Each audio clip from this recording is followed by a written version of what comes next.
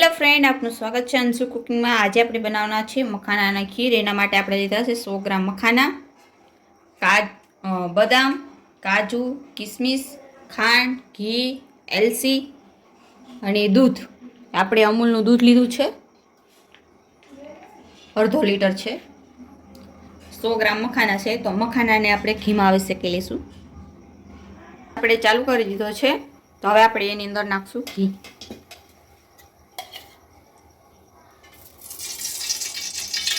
બે ચમચી આપણે ઘી નાખશું। હવે આપણે મખાના નાખશું, સારી રીતે શેકી લેશું।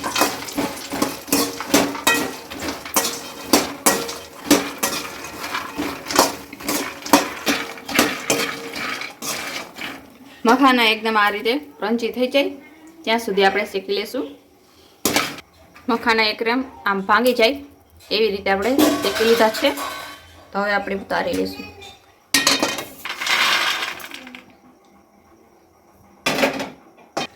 હવે આપણે દૂધ નાખશું।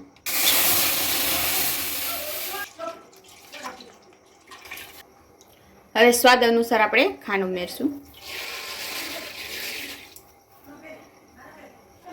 દૂધમાં એકદમ ઉફાળો આવી જાય ત્યાં સુધીમાં આપણે મખાના અને બદામ ને કાજુ ને આપણે મિક્સરમાં ક્રશ કરી લઈશું। તો આપણે મખાના થોડાક નાખશું,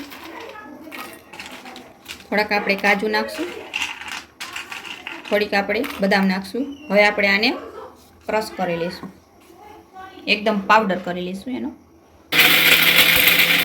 દૂધનો ફાણો આવી ગયા છે 2, તો હવે આપણે આની અંદર એલચી નાખશું।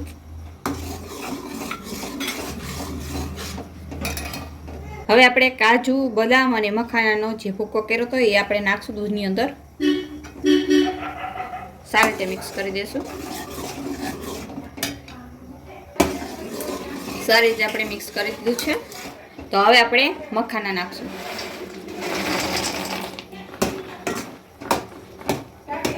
હવે આપણે 1 થી 2 મિનિટ સુધી આને પકાવવા દઈશું। સારી રીતે આપણે હલાવતા રહીશું। હવે આપણે કાજુ, બદામ ને કિસમિસને આપણે મિક્સ કરી દઈશું આની અંદર।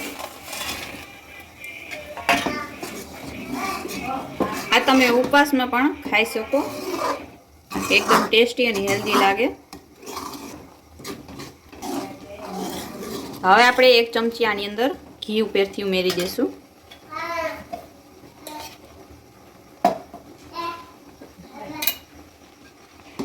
હવે ગેસ આપણે બંધ કરી દઈશું। હવે આપણે ઉતારી લઈશું।